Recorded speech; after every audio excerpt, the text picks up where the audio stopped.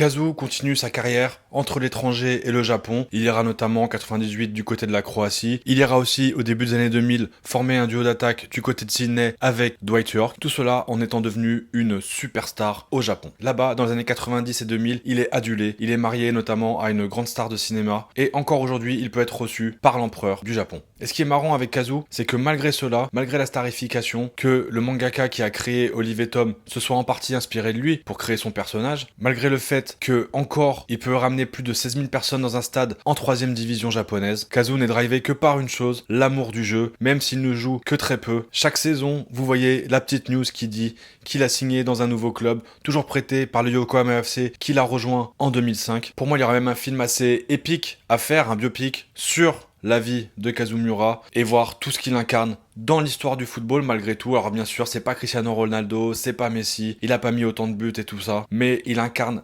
énormément de choses. Il a été là quasiment tout au long de nos vies. Il a commencé, comme je l'ai dit, en pro en 1986 et il est toujours là aujourd'hui en 2026. Bref, Kazumura est une icône, qu'on le veuille ou non, du football mondial et ça mérite qu'on en parle et qu'on raconte son histoire.